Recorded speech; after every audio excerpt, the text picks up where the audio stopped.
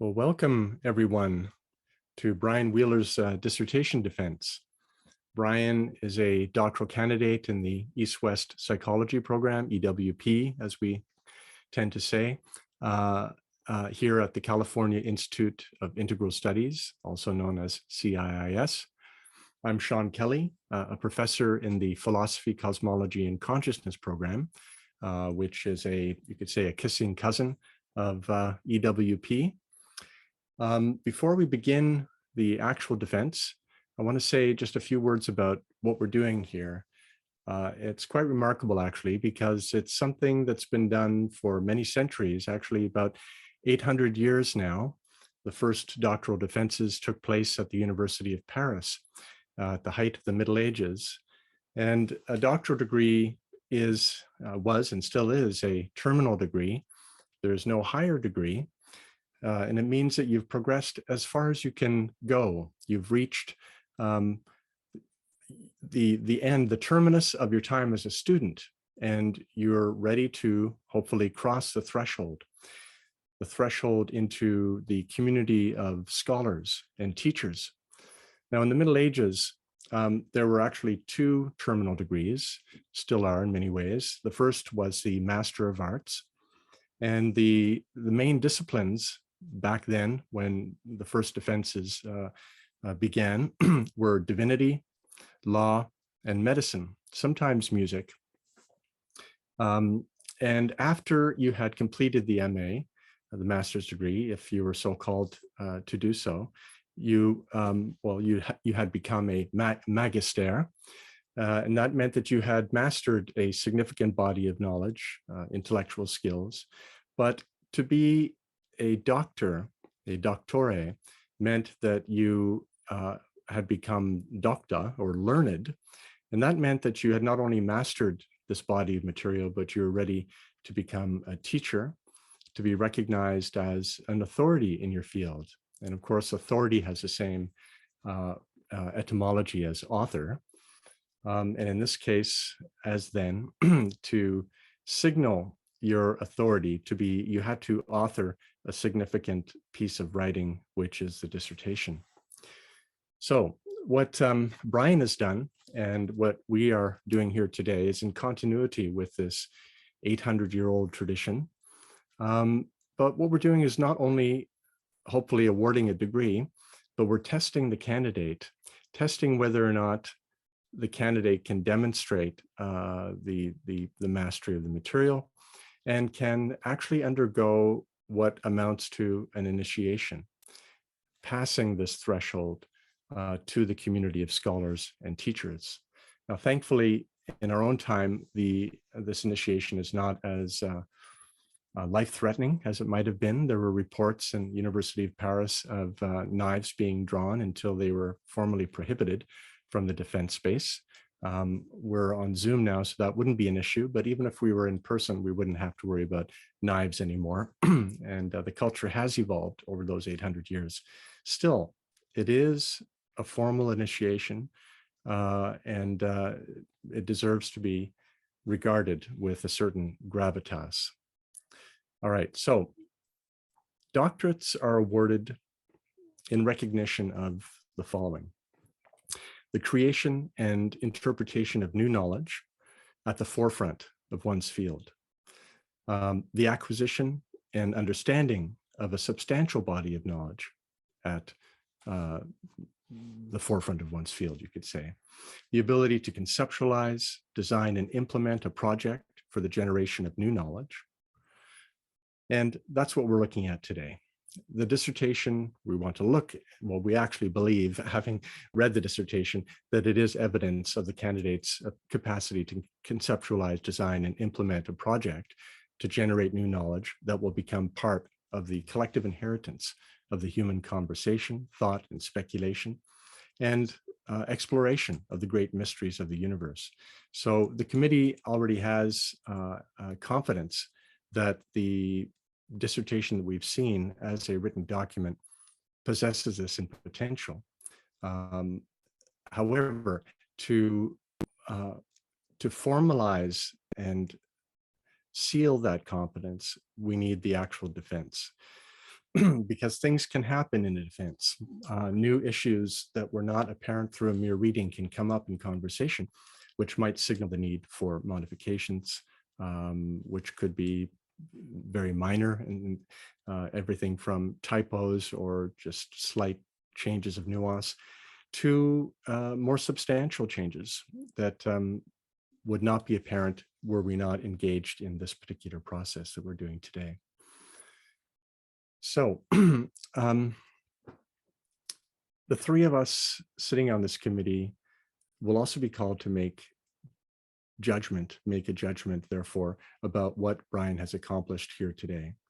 Now, let me introduce the three committees. I think I've already said who I am. I'm Sean Kelly, professor in the Philosophy, Cosmology, and Consciousness program. I'm the chair of the dissertation. It's a delight to have served as a chair, particularly since Brian is a graduate and alum of our Philosophy, Cosmology, and Consciousness program. He's a Master of Arts from our program. Brian Swim, who is the second member of the committee, is also a professor in the Philosophy, Cosmology, and Consciousness program. Brian is the author of many books and films on the new cosmology and its deeper implications for the evolution of consciousness and indeed for the potential fate of the Earth community. And then we have Professor David Smith, a professor of philosophy and religion at Central Michigan University. And David, along with his publications on Alan Watts, which make him particularly suited as an external examiner in this case, David has written extensively on the psychosocial dynamics of chronic pain, and has also written in areas of popular culture on questions of identity and film and so on. So many thanks, first of all, to Brian and David for your service on this committee and for being here today. Now, how we will proceed is in just a moment, I'm going to invite you, Brian Wheeler, to share the fruits of your research. And I assume that will take perhaps somewhere around 45 minutes, after which we, the committee, will engage you in conversation based upon our reading of the text and on your presentation today.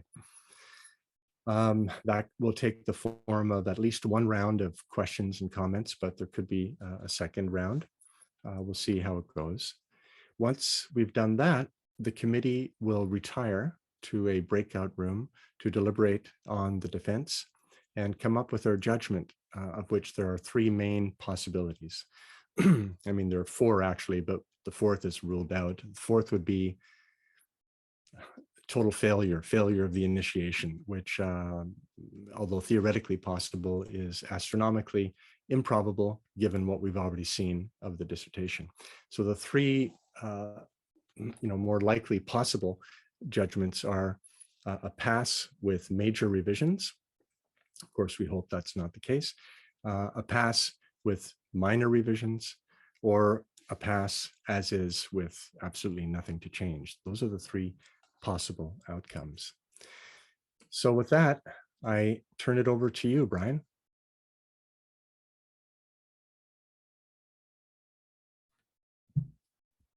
Thank you, Sean, and thank you to Professor Swim and Smith, and all friends and colleagues that are here to witness this momentous day. I'm really grateful for everybody's support, and yeah, I'm really excited to share. This, I think it's been 4 years of writing, dissertating, being a candidate.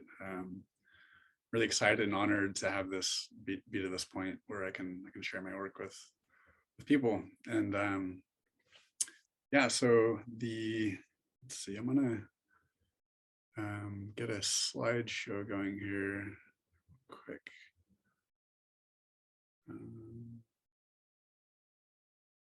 Can everybody see this? Okay. Yeah, so the title of this dissertation is Paradox and the Cosmology of Alan Watts. And so I guess first I wanted to explain that title briefly, and also explain just briefly the nature of this dissertation, which is a little bit different than a typical one. So I did this format that was available in the East West Psychology program, the multi-paper dissertation. So which the structure of that consists of 3 core articles, 2 of which have to be published. So I have 2 published, and then a third is sort of pending in a slightly different kind of creative form. So for this presentation, I'm going to go over each of those 3 main chapters, and then also briefly talk about the introduction and the conclusion that's in the dissertation. And so first, I guess paradox, what does that mean? That's like all words that, it's multivalent. And for me, studying this topic, I kind of honed in on 2 different specific meanings. The first is ontological paradox, which is this word that I use in the dissertation, and I define it as sort of a cosmic principle that everything in existence has distinct and integral aspects. So it's this idea that nothing exists alone, and it applies like through and through the cosmos to all levels and scales of being. So to us as humans, like we don't exist apart from an environment. It happens at the cosmic level, the galaxies and molecules, and this very much kind of fits in with Watts's philosophy. So that's one definition of paradox that I'm going to cover more and unpack as I present my work here. And then this other definition of paradox is something that Watts borrowed from G.K. Chesterton, and he talked about paradox as a truth standing on its head to attract attention. And so this idea of a truth on its head implies that it can also stand on its feet. And one of these papers in particular really goes into that pretty deeply. And then lastly, the word cosmology. What does that mean? And for this doctoral work, I kind of drew from a definition that Brian Swim gives.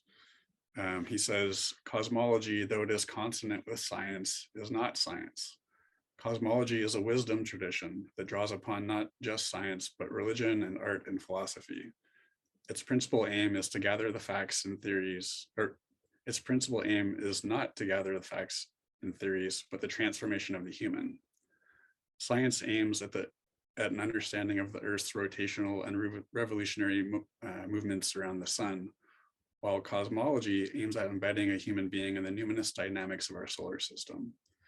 And so by that measure, I think that really fits for Watts. Like his work, really represents that he was a cosmologist. He was talking about how we can feel more integrated and integral to the Earth and the cosmos.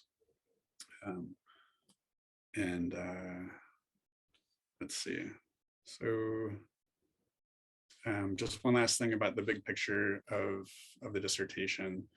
And I'm going to talk about this from 3 different kind of perspectives with the different articles, but so kind of, I guess the big frame of the dissertation could be that I'm looking at human nature and ontological paradox, sort of at both individual and collective levels. So looking at this question of distinct and integralness, and that's arguably really core to Watts's work as well, which I'll say more about here in a minute. There we go. All right, so I'm going to start to go over the introduction a little bit. So this idea of paradox being kind of baked into the cosmos, Watts talks a lot about the illusion of separation in his work and the skin encapsulated ego, and this idea that we're inherently cut off from existence. And so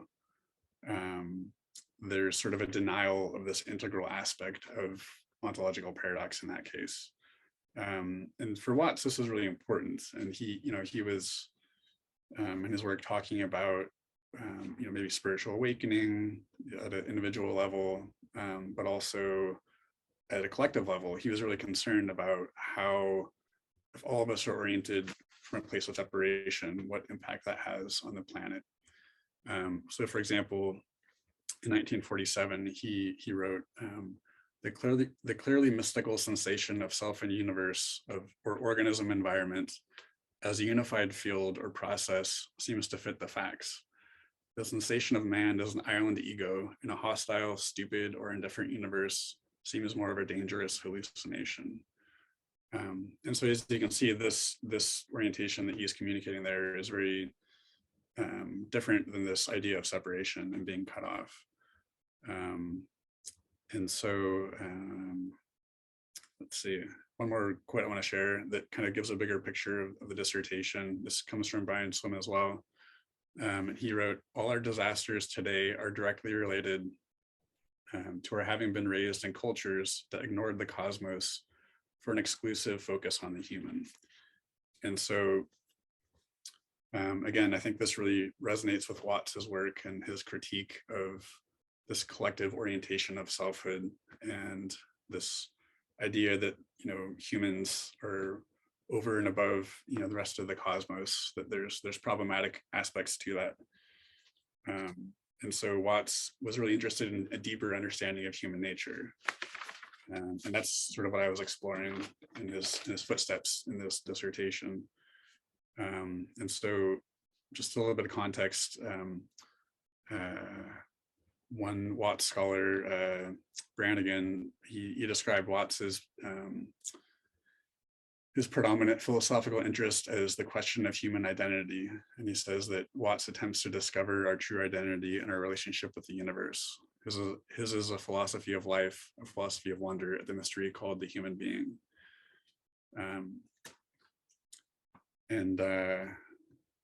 Let's see, so there's so much I want to cover. I'm just realizing I'm not gonna be able to share all of this. But let's see. I'll just mention one last thing that's really kind of important for Watts's work. He used this word, the philosophical unconscious. And I believe he only used it a handful of times in his works, but it's really important. And by this word, he talks about a blindness to hidden metaphysical assumptions or premises. And for me, that's really important because in the dissertation, I talk about how these unconscious metaphysical assumptions shape and orient a person to like attitudes and values and beliefs and ultimately behaviors.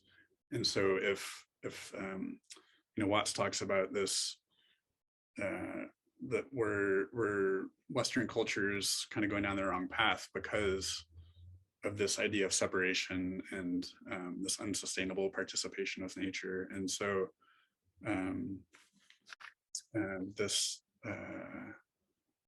so Watts is really curious about sort of metaphysical situatedness and like not being blind to these metaphysical assumptions. So if, behavior of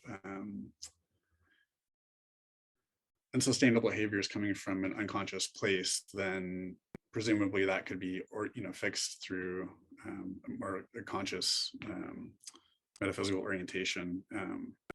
And so in this one paper, if I have time, I'll talk a little bit more about it, but I talk about Watts's approach that I call it Wattsian hermeneutics. And it's basically this idea of triangulating one's position. And because Watts talks about how he says you don't understand your own culture if your culture is the only culture you know. And he also said that unconscious metaphysics tend to be bad metaphysics. So presumably then, like conscious metaphysics would be better. And a way to find that out is through triangulation. And so in a lot of Watts's work, he looked at, particularly in terms of this idea of separation, he looked at other cultures and he turned to the East and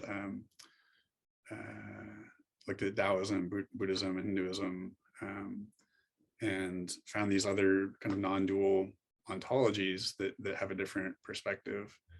And he also looked at these ideas of kind of myths or images, ways that we like look through, lenses we look through, like the idea that the universe is a mechanism, or it's an organism, or it's an artifact, or it's a drama. So he was really versed in this triangulation, and it's really central to his work. And so I'm going to do a little bit of that, talk about some of this in one of the chapters here. And just one last thing I want to say about that is this idea of the philosophical unconscious and this sort of collective crisis that we're in, existential crisis. I think that it really relates to this idea of these basic metaphysical assumptions we have and this story we have about how the human fits into the evolution of the cosmos. And Watts had a lot to say about that, which I'll cover in one of the chapters here. I'm going to read one more thing from Watts real quick.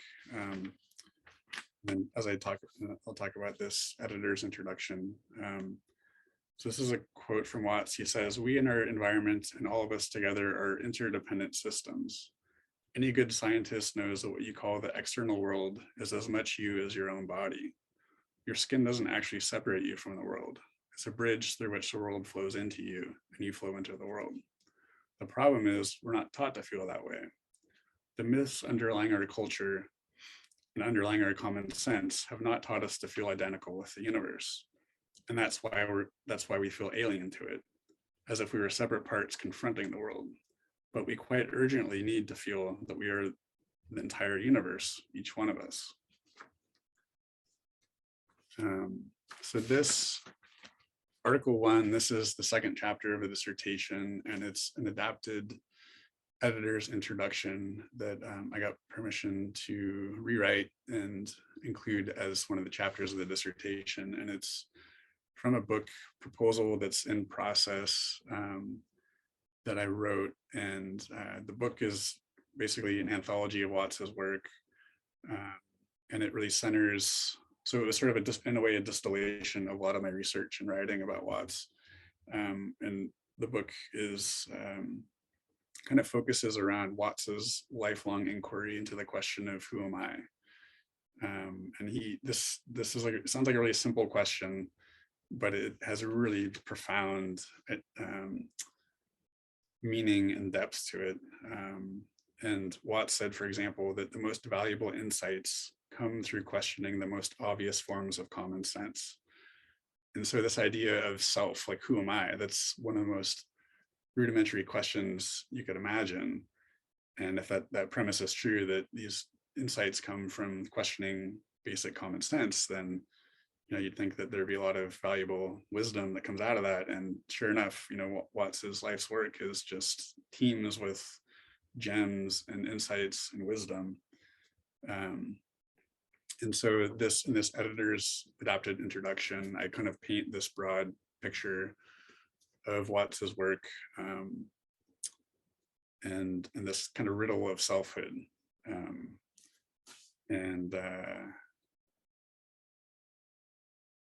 kind of the main kind of framework that I orient his work in is this idea of confusion and clarity, and how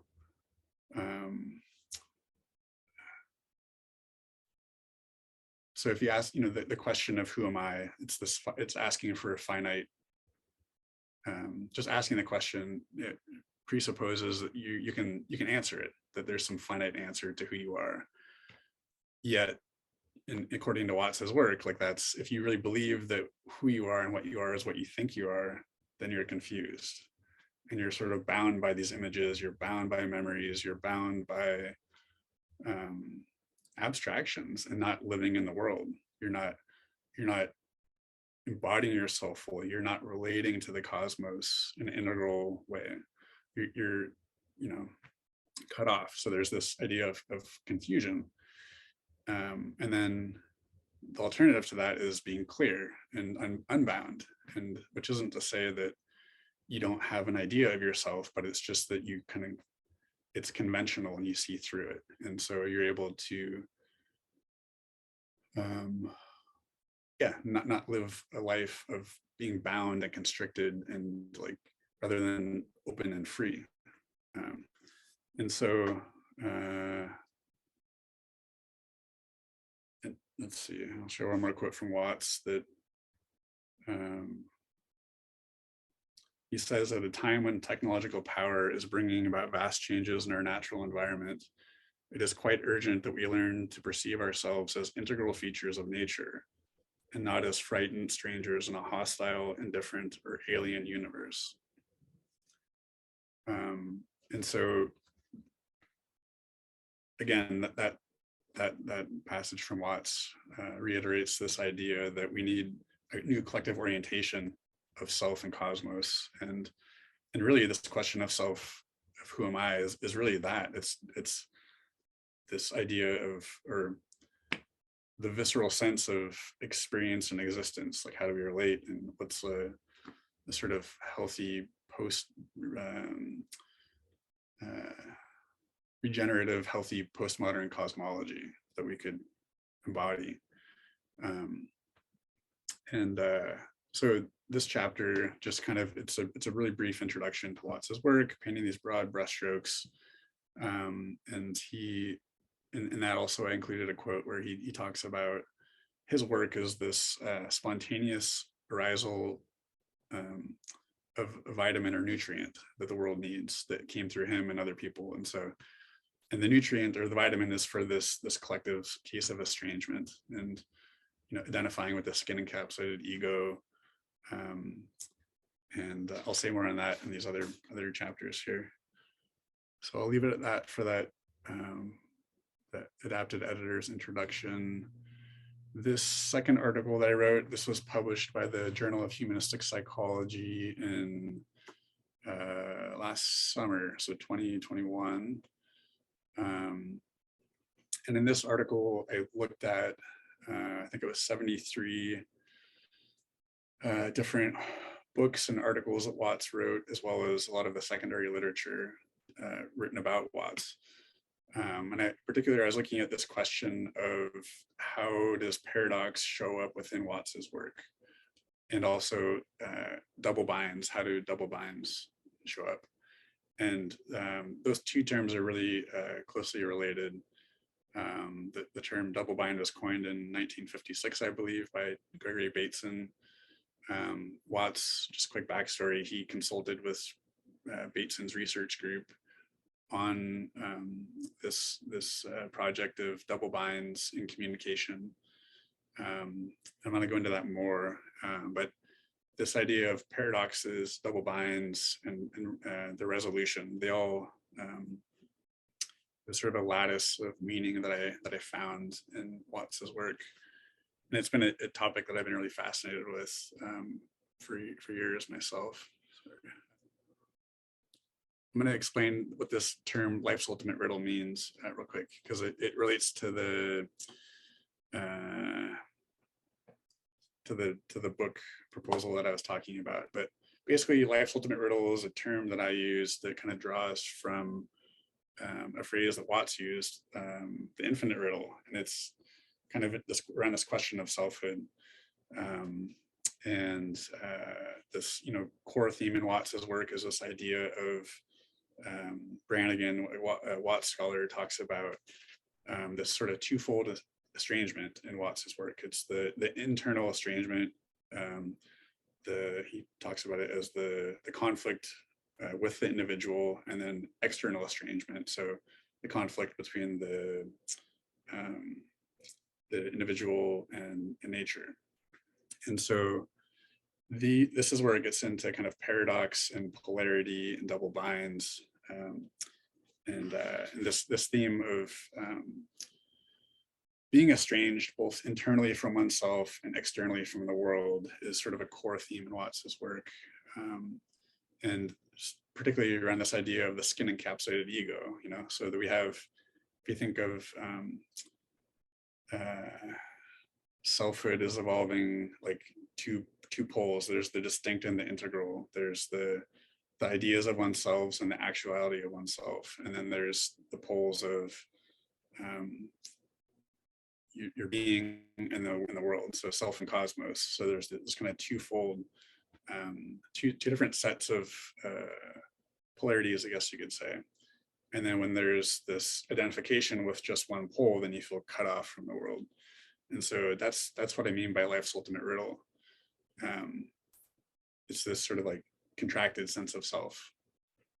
And then that poses this question, like, can we surrender that, let go of that, and feel not experience just the contracted or not just the relative pole of self, but also our belonging in the world. And because when that happens, Watts talks about this, how when you identify with the image of ourselves, which is sort of the ego in his work, then we deny our whole being. We don't embody ourselves. There's a lot there. So this is a fundamental predicament in core to Watts's work.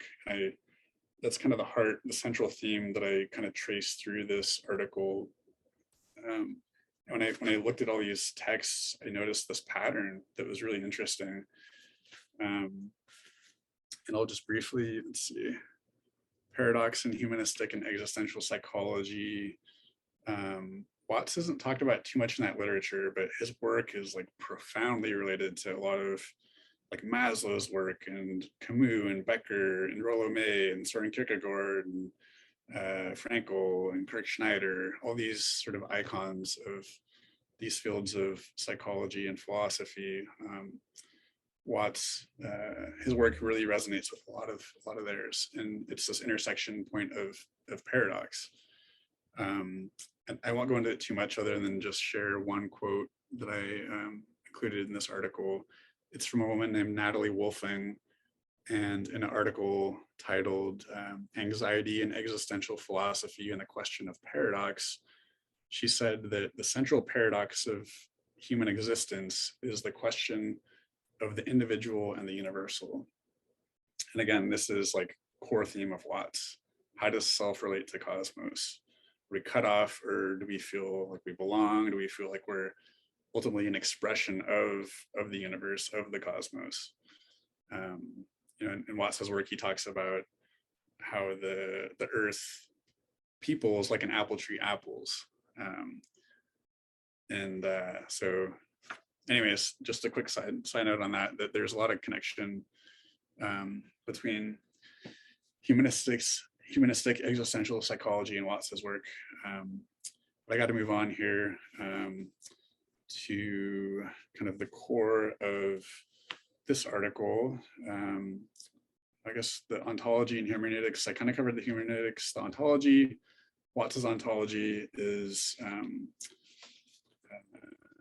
very, it's been described as non-duality, field theory, omnicentricity. It's this idea that we're not separate, that we're participants, or interconnected. I think some of the quotes I shared of his before kind of reflect that. Let's see. Yeah, another one just like I throw in real quick is that he says that every individual is an expression of the whole realm of nature.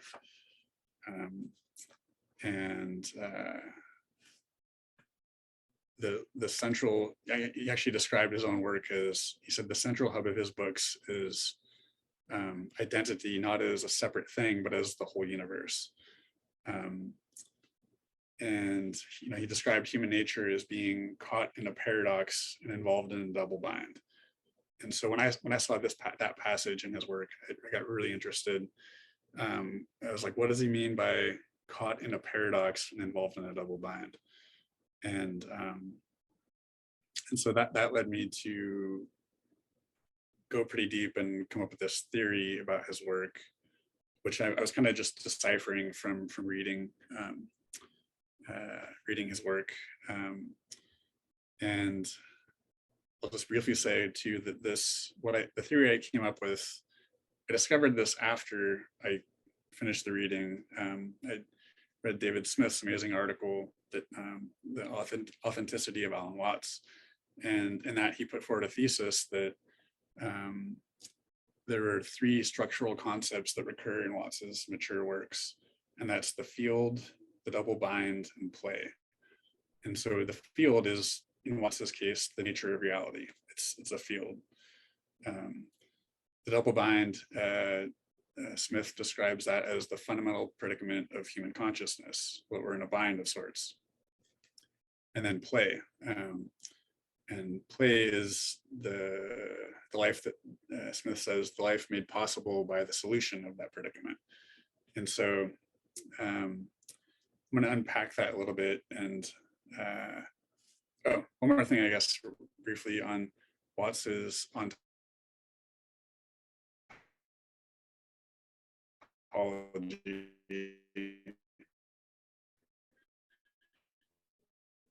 This is really important, which I think is really important to his work. And Watts says, quote, "What we call things are no more than glimpses of a unified process. Certainly this process has distinct features, but we must remember that distinction is not separation." And so that quote kind of reflects a lot of his cosmology, or his views on the nature of reality, that we can have ideas about the world or self, but that's not what they actually are. Those are just representations. And so that is, I found this pattern in Watts's work. There's basically 6 themes where, actually, I'm getting ahead of myself.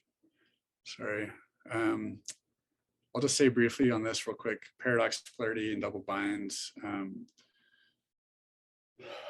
So this idea of paradox in Watts's work is truth standing on their heads to attract attention, polarity and double bind. So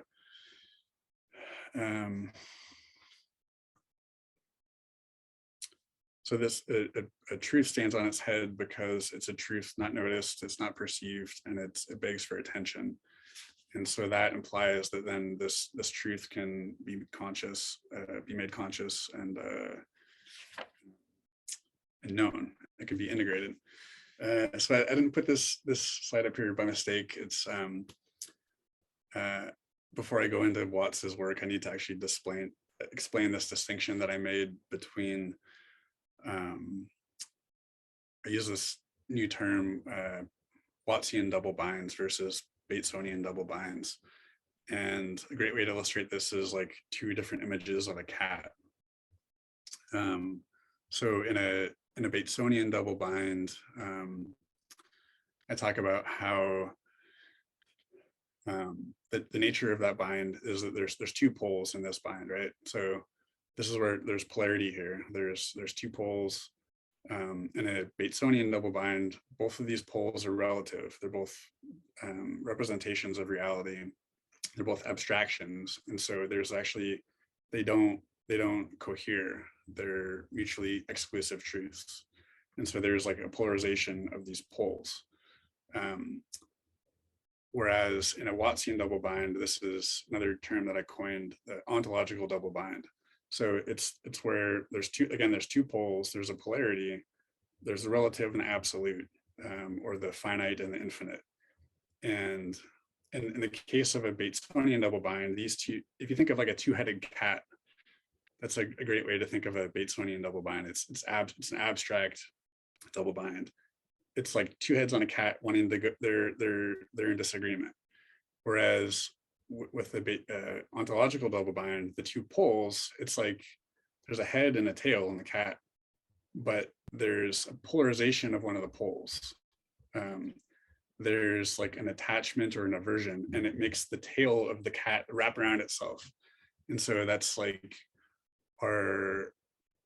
say like you identify as like a skin encapsulated ego. So I really think and feel that I am the image of myself. So I'm bound by that image. I'm like, literally, it's like there's like a metaphorical tail like wrapped around me, right? And so that it's possible for that tension, that contraction to relax, and then both poles can express themselves.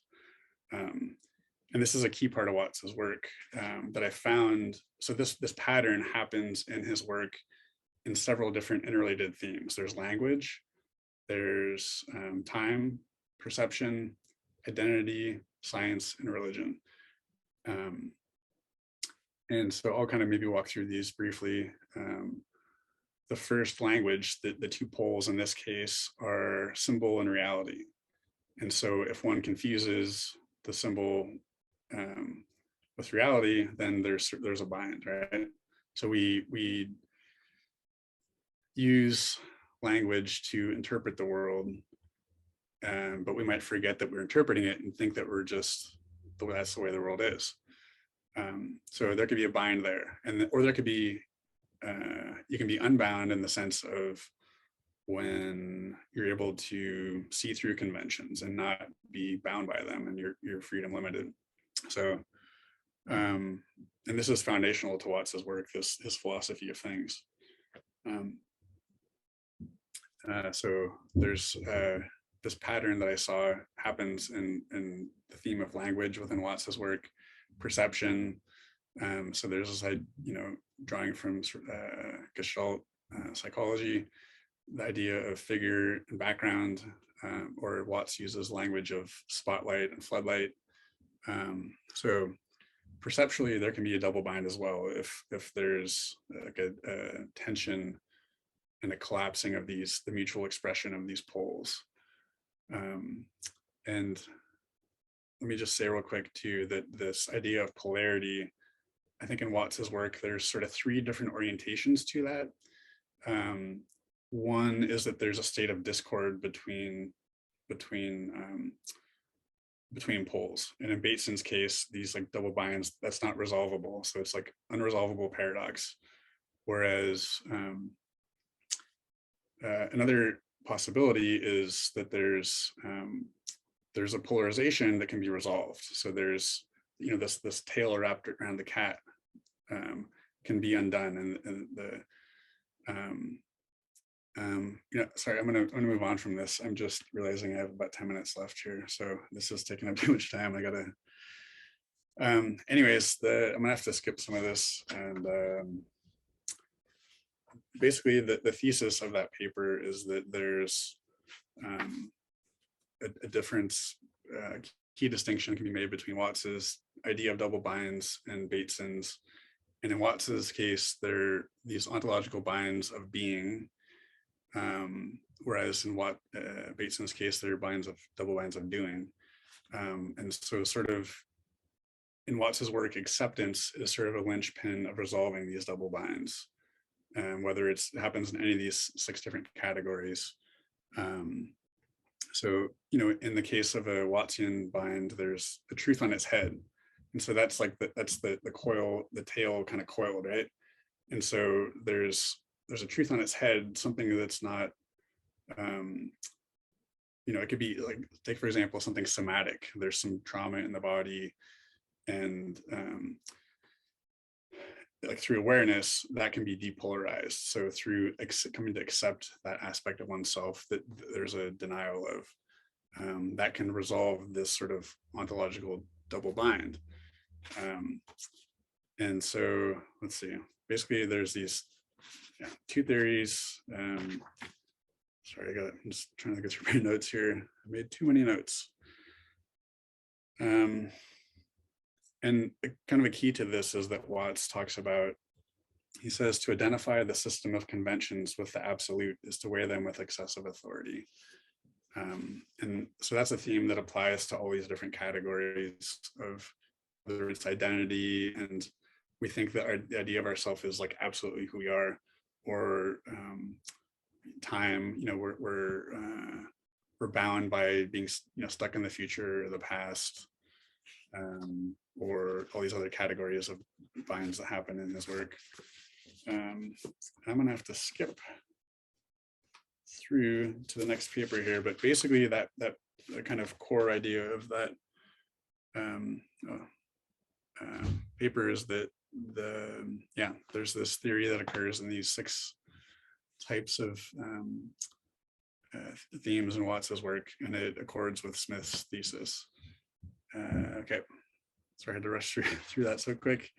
I had like an hour to talk about that. And then the last article is called Participating in Paradox, an Integrative Framework. And this article again was published by the Journal of Humanistic Psychology in 2020.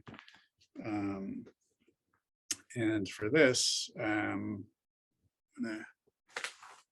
didn't make a slide for this, but I'll just show you real quick. There's this table here. You can see there's like several pillars and several rows.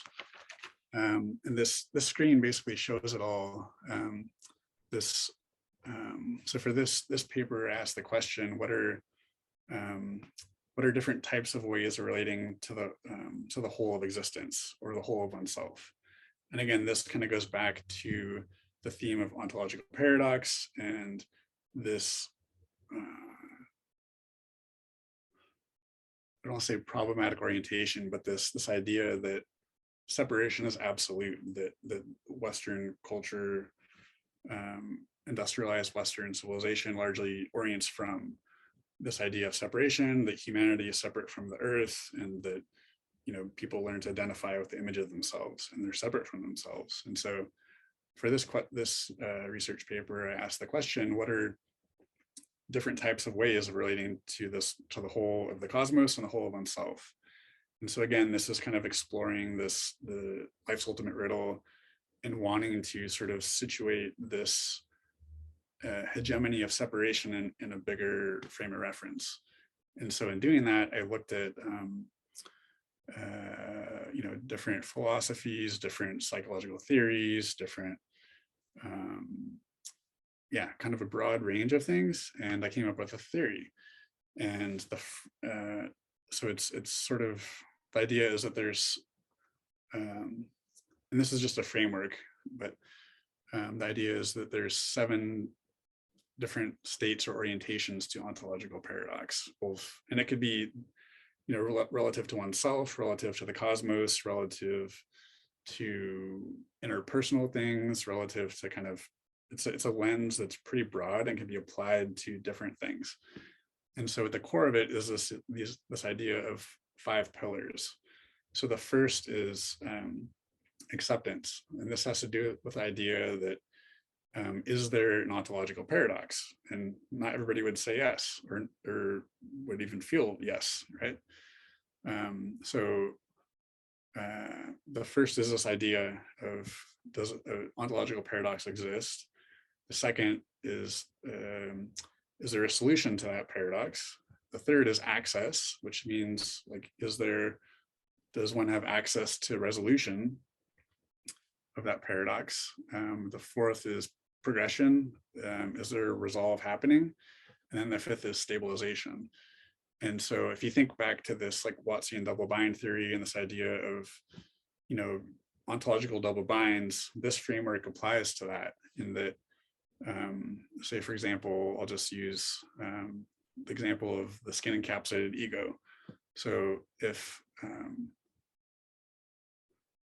somebody, there's different orientations to that. Somebody might not feel like know what that means, or like, never thought to ask the question, who am I? So in that sense, there might be, and this is where the limbs of paradox come in. So there's, in this example, excuse me,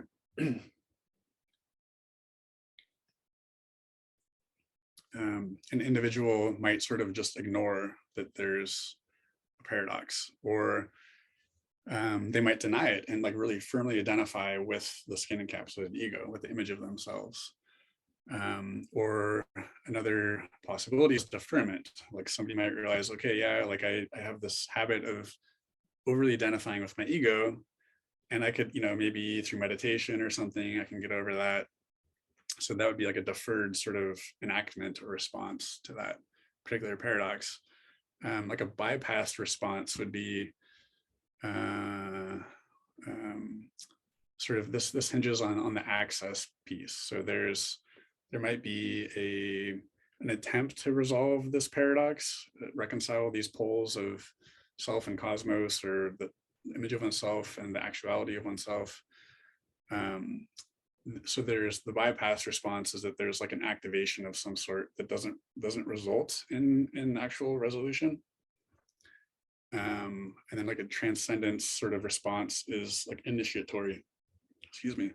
So it's a momentary suspension of some paradox. So it's like, take the poles of like self and cosmos. So say somebody has like this, upside down sense of self, of they're identifying with their ego their whole life, and then all of a sudden they do psychedelics, or they go snowboarding, or they have sex, and they have this like mystical experience, and they feel like one with existence. So the poles are expressing in this state of communion then. So but maybe this experience wears off, right? And they go back to identifying with the ego, and then that creates like the limb 6 is this path of resolution. So it's like working away at sort of resolving these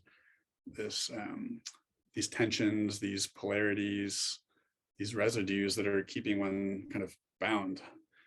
And then ultimately dissolution is like a stabilization of resolution. So ultimately that would happen in, at all levels of being, and it would be this sort of integral awakening where,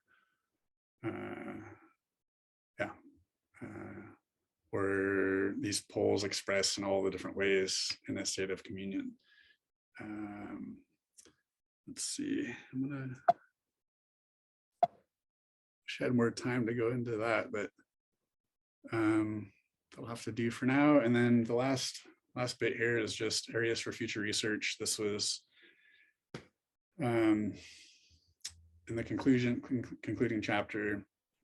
There's 3 kind of main takeaways that I put up here. One is this idea of paradoxum perennis, which is a thesis that I didn't actually write about in the dissertation or in the chapter that was published, but it's a thesis I have about paradox relating to different religious and mystical traditions. That the idea is that instead of philosophia perennis, which is the perennial philosophy, the idea is like perennial paradox.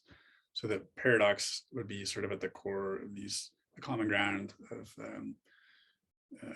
that you might find across different traditions. So it's a thesis that I have some ideas about. I'd like to explore that more. The meta problem of life and mind. This is another topic I didn't write about, originally intended to, and I'd love to explore it more because it really brings Watts's work into a bigger conversation of this narrative of cosmic evolution that we have, that maybe these unconscious myths that we have that are animating us in ways that are not sustainable. And so it's basically this meta problem of life and mind relates to this question of how do the natures of matter, life, mind, and self relate in terms of the cosmic evolution of the universe. And what I'd like to do in that paper is look at this sort of orientation of materialistic monism, which is the idea that only matter is real and it's primary, and life and mind are epiphenomenon out of matter. I think Watts's work challenges that story, and I think writing a paper looking at comparing these two could be really a really fruitful conversation to put Watts's work into. And then the last thing, the LPM interconnections. So the LPM stands for the limb and pillar matrix that I just talked about, that these limbs and pillars of paradox. I found that there's a lot of that whole framework like overlays onto a lot of different philosophies, or it seems to. One of those is Stan Grof's basic perinatal matrices. Another is the gunas of Samkhya Yoga. Another is attachment theory, or even a movement practice of 5 rhythms. I wish I could say more about some of that, but I'm right at 45 minutes.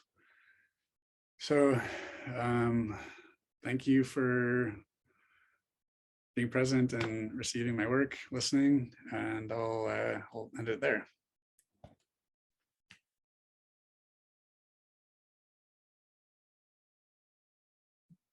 Thank you, Brian. You managed to stay pretty much within time, and I was impressed by your navigation with the changing weather and staying the course. So good work. Yeah. Well, so many things I could say, but first of all, let me just say that I have absolutely no doubt that you have mastered both in the text and in your presentation here today, you really do show a mastery of the body of Alan Watts's work, his corpus of work, the worldview, the paradigms, the assumptions that structure guide his work. I don't know if there's any, I doubt that there's anybody else who is so on top of that body of work than you. And if there is, I doubt whether they share your particular passion and devotion to his work, which I've been impressed by so much throughout the whole time that we've been working together.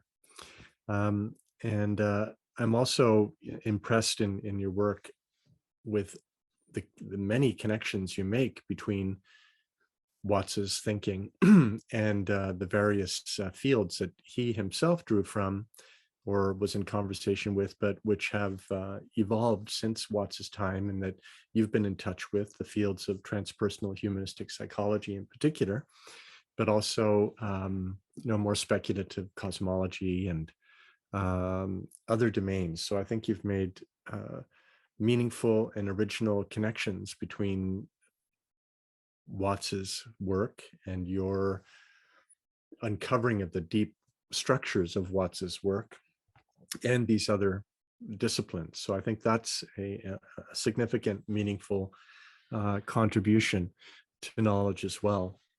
And the last sort of general point is I just want to say, Brian, what a pleasure it's been to work with you as a person, recognizing that you're not confined to the skin encapsulated phenomenon that we tend to perceive ourselves with, but my sense of you as a being who really does strive to be transparent to the mystery, to the greater cosmos, and in your life and in your interactions with me, and your humility and devotion and passion have been very touching to me, and I just want to acknowledge that. Okay. And now the daggers. Okay, I'm just kidding. No daggers here. And but I could ask so many questions.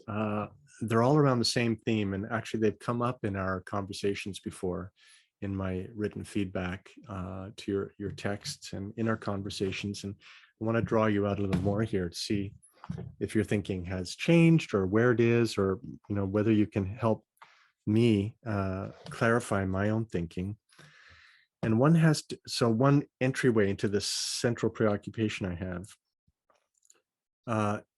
is terminological. I mean, it's all, in a sense, it's largely terminological, but perhaps there's something more to it. And the terms in particular are, the central terms of paradox, and the way you describe the ontological paradox as involving this distinction between integral and distinct. Okay?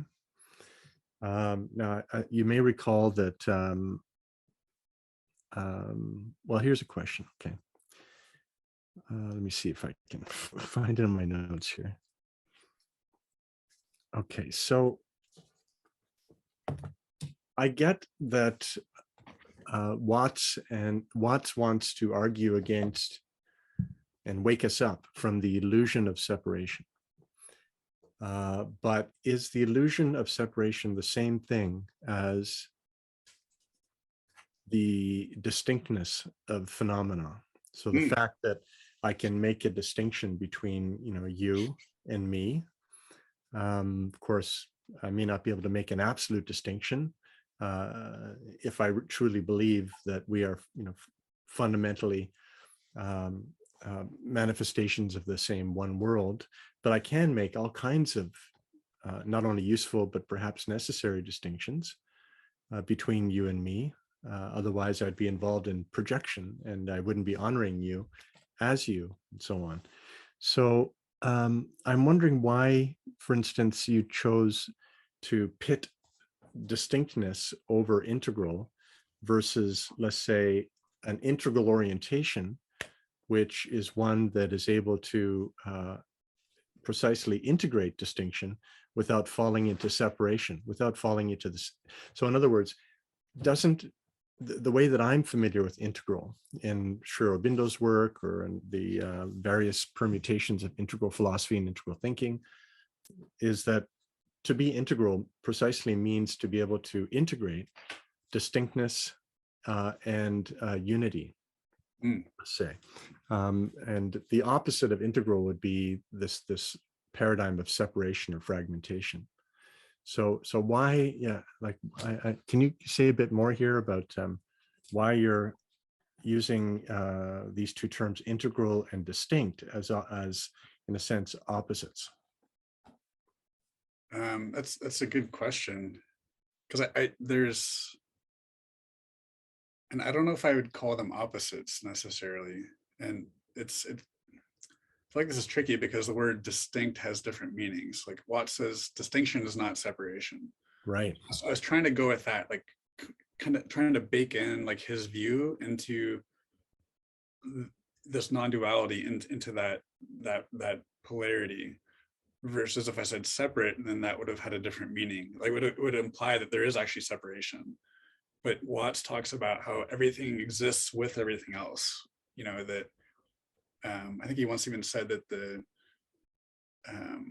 there was like one key to his work, or the greatest metaphysical secrets had something to do with that for every inside there's an outside, and every outside there's an inside.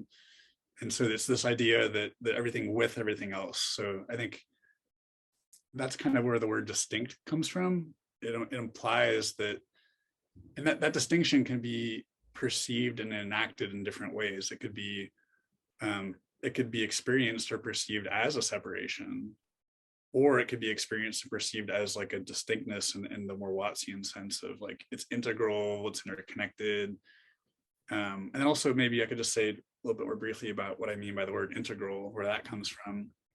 I think Watts used the term once and saying like how we need to experience ourselves as integral features of nature.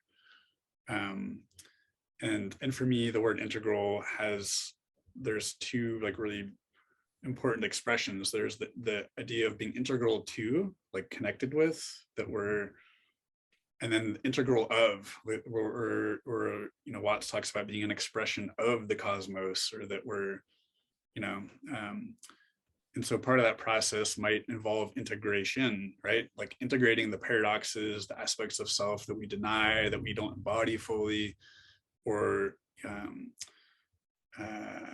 you know, or coming to some more harmonious relationship with nature, or maybe it's like a relationship, a person, or you know, a movement practice, or you know, there's all these different contexts for that integration or that integralness. Thanks. That's very helpful. If I can just hit it from a slightly different angle here, and then I'll let my colleagues come in. So it sounds like a Wattsian double bind, and therefore the paradox can be resolved or dissolved. Okay. So if it can be dissolved or resolved, so what is being resolved here? So if there is a paradox, my understanding of a paradox is that two things are claiming, are equally claiming truth value. Okay. So if that paradox can be resolved, does that mean that only one of them claims truth value? Or is it a question that maybe they can both claim truth value and it's not just either or? So maybe the paradox is that the initial paradox is that only they're each saying that only one can be true. Maybe that's the paradox, that both of them say I am the only truth. Right? Would that be the initial paradox? No, not both. Both wouldn't say only I can be true, because if you think of like just the relative and absolute, or duality, non-duality. I had one of my teachers once said that he said that the non-dual can see the dual, but the dual can't see the non-dual. Okay, right. So there's the truth on its head is sort of like wrapping itself in the absolute. It's like saying this is it. You know, it's like there's this clinging to that. And so it's like a false truth that's Mhm. denying the expression of the communion of the two. Okay. Ultimately, they're both true. There's a truth to both, right? But there has to be an integration of this into the greater whole. So Right. So if the non-dual can integrate the dual, right? mm, If the non-dual can integrate the dual, then that means, in other words, the integral can integrate the distinct, right? mm. Um, so some would still see that as so that's not paradox. Is that still paradox, or is that not paradox? um If the once yeah, you're yeah, in the position of yeah. Because that's really interesting point, because and I think it's in some sense semantic. But if you hold that a paradox, there has to be a contradiction of some kind, and then there's no contradiction, then there's no paradox. If there's no paradox. contradiction, there's no Yeah. So paradox. from that perspective, yes, but also like from this like yeah, I mean it's just dissolved. There's no more tension creating between poles. So I guess in that sense, yeah, absolutely. There's no more paradox. But using language I think it's possible to talk about the states of dissolution as a form of paradox, but ultimately there is no paradox. Okay, so I don't want to take up too much time, but if that's true, I'm just wondering whether then, if that's the case, if the paradox in question is actually ontological or if it's more existential. So for Kierkegaard, for instance, the fundamental paradox is existential in a sense. There is an ontological paradox for him. It's the Christ, but it's even more than ontological. It's sort of before being. It's a source of being, the Godhead as in some sense prior to being, or the answer to existence. Um, so I hope we can have a chance to discuss this more. I mean, you'll recognize some of my favorite themes that I'm trying to encourage you to continue thinking about around a more complex view, explicitly complex view of the meaning of integral and non-dual. Because in my experience, there's a tendency for many people who espouse forms of non-dualism to go in the direction of obliterating completely any sense of real difference, any Mhm. sense of real tension. Mm. And I don't sense that you're wanting to do that, but to be continued. Maybe I'll return to it, but I want to give my colleagues a chance to come in here. So which of you, Brian or David, are more raring, chomping at the bit here? I think either one of you can go first. David, okay. Well, let David go. He's our guest. All right, and I think he had his hand up. Yeah, please go ahead, David. I did have some questions that are similar to yours, so it might be appropriate for me to talk now. I've said to Brian before that I think he has a real talent for picking up Watts by the right handles, and I think that that's in evidence here. But I did want to ask, well, actually I noticed in your presentation that the times when you sort of bogged down or lost your train of thought were times when you were approaching this idea of paradox as resolvable. And one reason that I think that might be true is that, or one reason why that might happen is that it's an idea that's actually kind of foreign to Watts, as I understand it. Mm. And Watts does not see paradox as something that is resolvable in the way that that idea of truth standing on its head would imply. And Yeah. it's true, he quotes Chesterton, but I think Chesterton is very foreign Yeah. to Watts' mindset in most ways. He's much more essentialist, much more doctrinal in the end. But there is a difference between resolution and dissolution, between solving something in a way that makes it comprehensible and the problem simply going away, jumping out of the cage, as Watts might have put it. And I think that's a kind of point of distinction that you could build into your work a little bit more? Yeah, and if I could just respond, I think that I agree with that distinction, that I think Watts wouldn't agree that there's these problems to be solved, like, and it was a tricky line for me to walk, because on the one hand he's talking about truth on its head, and I'm sort of like interpreting that, like there is a lot of interpretation there.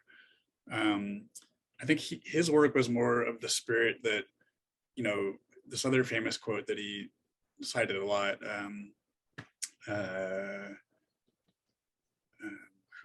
forget who it was from, but life is not a problem to be solved, but a reality to be experienced. Yeah, right. And that is much more in the spirit of like resolution, that it's like he's kind of more of the direct like awakening, like there's this potential that's there, and and I think in some ways, like it's kind of a tricky line to walk between like instant absolute awakening or healing or integration versus that being like taking some time, and there actually has to be practice and resolve, or like therapy, or and I think Watts himself is an example of that, from based on accounts of whatever, however accomplished or awake he was or wasn't, like he maybe had some work as well to do in terms of like resolving truths on their heads or something. So he was human too. So I think that there's kind of both, and there's different approaches, different contexts, and maybe somebody's more skilled. Like I think he just had that, like the spiritual dimensions. He could just really go there, and comes through his writing and his lectures incredibly well. And then maybe more of like the more visceral human aspects, he maybe like myself, I was feeling some anxiety when I was kind of talking a little bit, but with respect to the dissertation, I guess what I'm saying is that metaphor of truth standing on its head may be a misleading way to approach Watts' idea of paradox. Yeah, that's not one that he uses often, if more than one. Fair. I think that is, yeah. I think that's a fair. I agree. That is a fair critique and criticism of the work, and maybe that would need to be brought out more, and I think when I was writing this, it was like so much information, and like there's so many levels and layers of that I wasn't able to get to that. But I think in the future, if I write about it, or maybe there's a space to add to that, or yeah, I agree with you. I think that it is, and that's where the exegetical nature of that article, and that was a place where I was like heavily interpreting, and maybe putting words in his mouth almost to some degree, which well, I do think you do a good job of just taking hold of some of these central themes in Watts and following them through. There's but the question of what he understands as liberation, what he understands as kind of release from the predicaments of life, might give the kind of dimension we're talking about, or give a point of orientation that would make sense of some of these other terms. There's an old article of his I was just rereading a while ago called The Idea of Liberation in Zen. One of his more academic papers from back in the 50s. Anyway, and that might be something to take a look at. Yeah, and actually there's a quote that I wrote down somewhere that he talks about sort of the culmination of koans, and how it's sort of this perfect naturalness in both the relative and absolute worlds. Right. And that's, I think, like applying that logic to different realms of being, like in different themes in his work is sort of. Yeah, that's another thing that's occurred to me as we've been talking here. The Buddhist discussion of the two truths is very relevant to what we're talking about, the conventional versus the absolute, the this worldly versus the realization of emptiness or the characterization of things as emptiness, you know, that the two hold at the same time, but in some sense are contradictory or paradoxical. So anyway, those are comments as much as questions, but thank you. Yeah, likewise. Thank you. Yeah. Thank you, David. And so my apologies. I realized I had my video turned off. So you were just looking at my icon before. I didn't realize that. Brian. Yeah, great. Brian, you know, marvelous dissertation, so well written, and just great insights of your own and the scholars you're working with, especially Alan Watson. As I read it, it reminded me all over again of how indebted I am to him.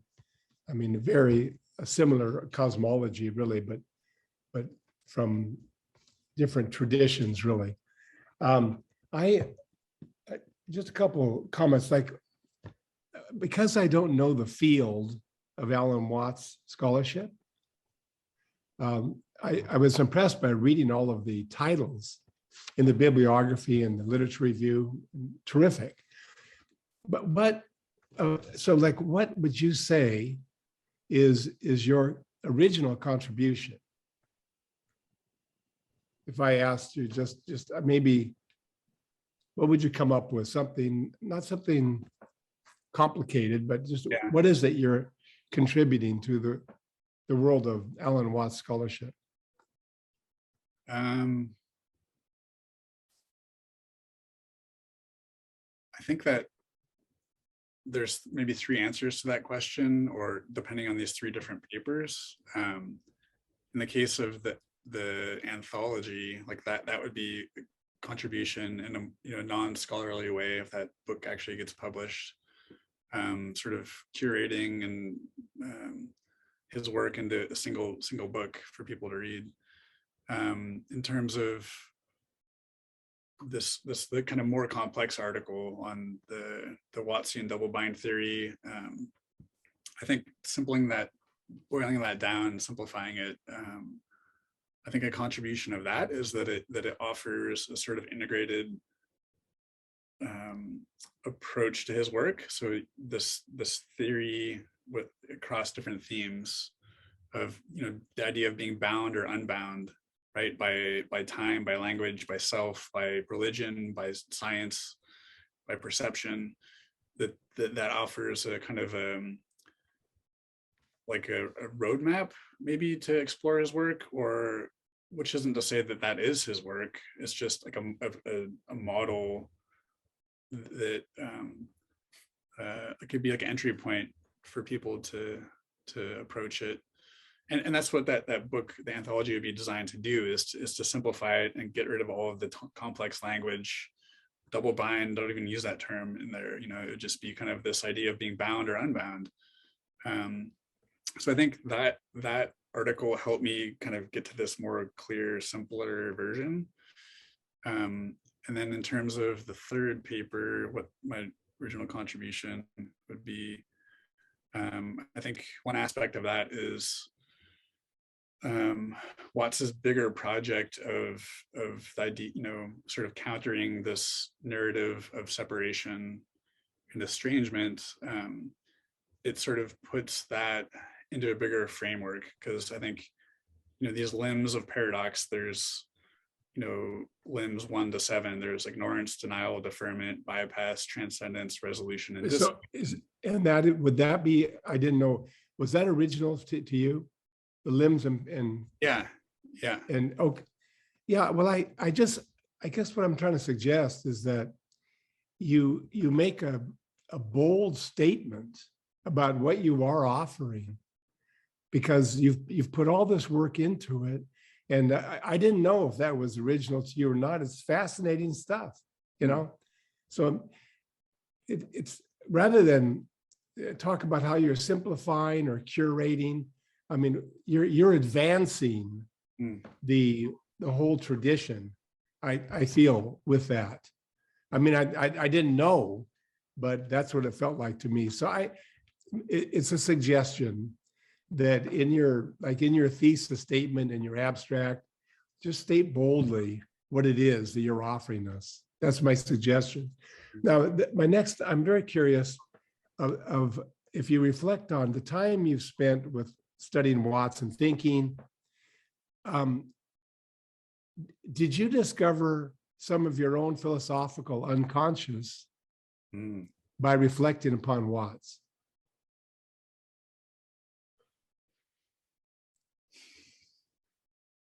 I mean, maybe that's just something to think about it, because I found that whole thing fascinating. Yeah. And I was dying to know, you know. I think so. And I mean, I came across that word, the philosophical unconscious, just, a few years ago, but earlier ideas that relate to that I came across in his work like 20 years ago. And I think over time that's this idea that his approach of triangulation and sort of looking at the common stuff, I think it's made it more aware for me, like, or more clear where edges might be, or and then looking at the bigger collective picture, being curious about that as well, and introspecting about that. It scared up things. I guess what I saw that is that whether or not this is common in Watts scholarship, I don't know, but you were providing a way of thinking about his work as a methodology of liberation. I mean, and I just found that really interesting, and the especially the pillars and limbs. So you have wonderful ideas for future research. I'm going to give you another one, all right? And that is to write an article or a book on the way in which Watts has generated a spiritual path that you followed, through the limb 1, limb 2, limb 3, one way or another. Have you experienced those? And maybe not entirely, but I just think it'd be a way of really making your work sing, for the general culture. People could identify with your development. Anyway, Brian, I thought it was great. Really, truly fantastic work. Beautiful. Yeah, absolutely. Great. I just have one question for you, Brian. And tell me if the question makes sense. First of all, why is the illusion of separation a riddle?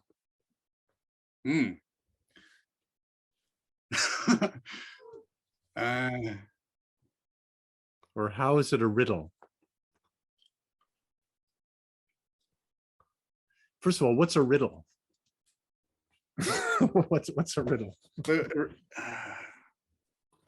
I should know the definition of that, but it's different than a question. Yeah. So the question of who am I, like that's a question, but it's really not it's more of a riddle, because you can't say who you are. Like Watt says, like, you can't touch the tip of this finger with the tip of this finger, or it's this, self is subject and object. Like, you can't, if you try to catch hold of the object, you can't catch hold of yourself. So there's this riddle, there's a mystery there. Mm-hmm. And it's like the riddle of existence, like how, any questions are presupposing this sense of finitude, but ultimately you can't grasp life, you can't grasp yourself. So there's like discernment or recognition that comes into that question that can help navigate the riddle and realize that it's a riddle, that it's and not or just play. It's like it's playful, right? Like Watts talks about this, and the mystery of life is not a problem to be solved. Mystery of life is not a problem to be solved, but a reality to be experienced. So that's sort of, that points to this sense of riddle, I think. Yeah, that's neat. I'll have to myself look up Riddle a bit more. I mean, you know, the classic riddle from I guess it's Sophocles. You know, what animal being walks on 4 legs and in the morning 2 legs, during the day or at noon, and 3 legs at dusk, something like that. Yeah. But see, that riddle actually has an answer. Yeah. And Or there's the different riddle of the Sphinx too, right? different meanings of riddle. Yeah. Oh, it looks like David wants to say something here, and we'd have to distinguish it from a koan. And anyway, David.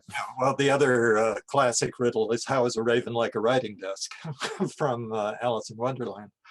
Yeah, a question that has no answer. Right. So I guess maybe some riddles don't have That's answers. closer to Watt's spirit of nonsense than And- the Sphinx.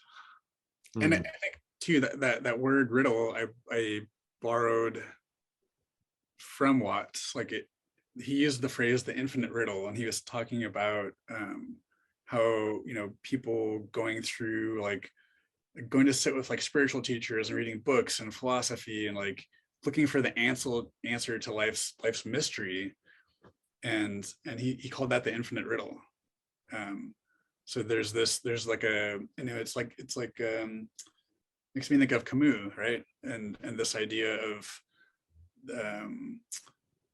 you know, I think he says that we, you know, like we're essentially, I'm kind of paraphrasing here, but like that we're finite beings and have a longing for ultimate meaning or belonging, right? But if you look for that in fixed form, then you're not going to find it, and so that leads to like absurdity, and so I think riddle is a little bit like kind of softens that whole the contraction of that perspective, and it offers more of like a entry into like resolution, or like feeling the meaning of life, or, you know, or there's something more numinous potentially there than just this like no exit, you're stuck. It's like, you know, irresolvable double bind kind of thing. Okay. I think you can say that the illusion of separation is a generator of riddles. Holding that view of the self is what creates so many problems for us. Yeah, that makes sense. Yeah, that makes sense. A certain kind of sense. Maybe it makes nonsense too, which is all right. Well, this I know I could go on, but I'm satisfied at this point. What about you, Brian and David? Yes, I'm satisfied. Yeah. Yeah. I had one more sort of question to ask Brian. Are you familiar with to take it in a more academic direction, the conversation in the humanities these days over post-humanism, which is very different from transhumanism. Post-humanism is a discussion of, you know, how to understand the human after we stop looking for something distinctive or exceptional about it. After, you know, the modern image of man has dissolved in the sand, you know, where do we find ourselves now? Or how do we start talking about our relations to the rest of nature and the universe? I mean, it's a conversation that involves what's sometimes called second order systems theory, deep ecology, a lot of different things. Anyway, it's a direction that you might want to pursue or find yourself with something to say about. Just a suggestion. Thank you. That sounds, yeah, I appreciate that. Yeah, there's a great book called What is Posthumanism by Carrie Wolf, who's a literary scholar, but Great. it's something to look into. Thank you. I appreciate that. Thank you, David. Well, great. So, Jonathan, could you send us to our chamber? And then while we're how will we let you know that we want to come back? Can we just, I think we can just click on a button to return to the main room, right? Okay, good. Yeah, exactly. And while we're there, Brian, you can sweat it out. No, you can you can carry on a conversation with those who are still in the main room. Okay, thank you. Okay, here you See you go. soon.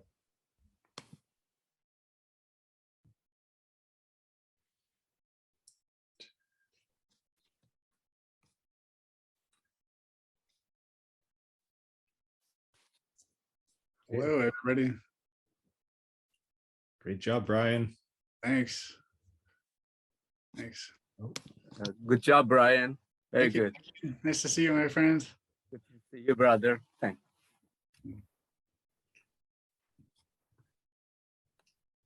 Hello, Vanessa.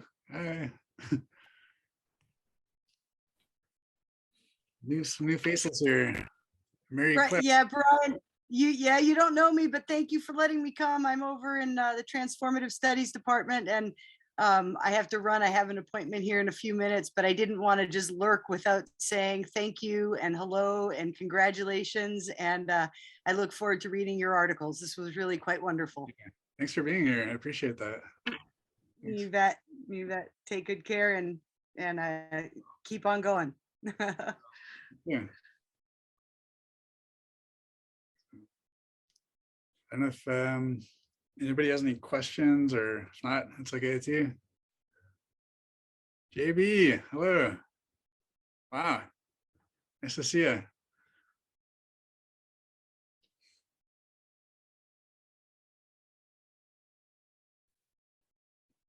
Well done. Thank you. Thanks for inviting me. Yeah, I'm glad you can make Oh. it. Appreciate it. Man, cool. What a cool space you're in. That's Yes, I'm hanging out in the Shire today. nice. Hmm.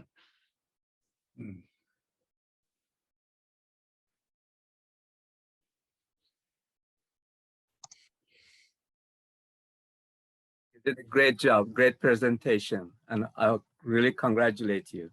Thank you. I Yeah. appreciate that. So great job, great job. Thanks. I think I'm gonna use a little bio break real quick here. I'll be back in a sec.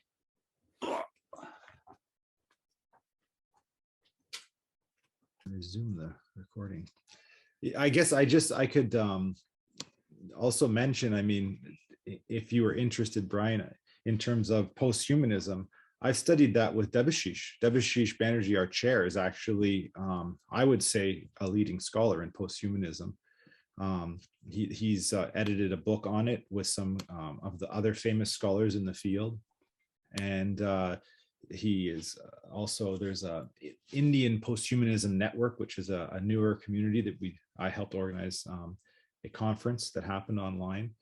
And it is a very interesting field. And I think that there is something to be said about how are you working with this material as involved in your own practice, and what does that look like? I think that is actually really important, what Brian was mentioning, and I think that post-humanism could be a place, depending on how you feel with the kind of ways in which the human is being reframed by these kind of discourse communities, but it's very much post anthropocentric, post logocentric, and I think that that conversation of the human and the non-human, the interface between how we know ourselves, subjectivity, all these are really big topics that are really kind of have been blown open to discussion and practice and speculation. And I think that situating these ideas in that discourse, I think it would be extremely productive and helpful for those communities. Thanks for mentioning that. I think you and Stefan did a podcast on that, yeah? The post-humanism? I forget. We haven't Specifically, we had a conversation with Debashish. I don't know that it Yeah, was. I think it came up in that conversation. Yeah, but Yeah.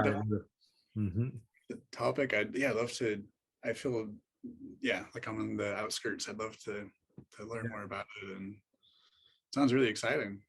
It's And also, I mean, in terms of something, I felt that I think some of the main questions that were coming up for me, I wanted to ask you about. Sean, I think, really touched upon them, but that was, I'm involved in Sri Aurobindo study and feel like that, yeah, the idea of the integral. And that's where I think that, a study of what integral could be or what it is, or different ways to try to approach the paradox of integral in a way, is, that's something that, again, Debashish has done, and he's situated that in post-humanism. So that's also maybe a bridge there. But Yeah. that was really one of my main questions, and you've already discussed that already. But in Sri Aurobindo, it is like that integral consciousness is one that exists in the paradox, and it knows itself as paradox without having to overcome some kind of an internal tension to some kind of resolution, but just knowing itself as one and many at the same time, which is paradoxical to the mind, right? And so that leads me to ask, I guess, what are some ideas about this work that you're doing and Alan Watts' approach to how does he see the mind and the possibilities of overcoming, let's say, the mental condition in certain ways in relation to that idea of a paradox, of an ontological paradox? Yeah, that's really important. I think, and a lot of it is the mind that's, being lost in thought versus like abiding in the nature of the mind, maybe. And Watts, I think he a lot of his work talks about the nature of the mind and sort of learning to disidentify with the stuff in it, right? And and hearing you talk about Sri Aurobindo made me think of this quote from Haridas Chaudhuri, who talked about being an expression of being, right? Rather than this particular, separate person or something, right? There's this sense of integralness there that I think kind of resonates with Watts's work. But yeah, I think epistemology is a big part of this arc or this states of being and epistemology. There's this interpenetration between ontology and epistemology, and so yeah, states of like integral consciousness. You mentioned that term, and Watts doesn't. He I think he references Aurobindo's work a little bit. I didn't cover that in the dissertation, but it's a really different approach, and there's different meanings to the word integral, and I'm like, kind of interjecting with my own kind of views in some sense, and kind of like borrowing a little bit from Watts on that, but about what he means by integral. It's a word that doesn't come up too much in his work, but anyways, yeah, I think it's fascinating to look at. It'd be a really rich area to explore like connections between Watts's work and Sri Aurobindo's, or I think looking at Watts's understanding of the mind is really, really important and kind of key to a lot of the states of being that he was talking about, this sort of like states of non-differentiated awareness, or kind of clarity and openness of mind, rather than being crowded with thoughts and like identifying with all this stuff, Yeah, beautiful. Thank you very much. It seems as though the committee's back, so I'll turn it over to them.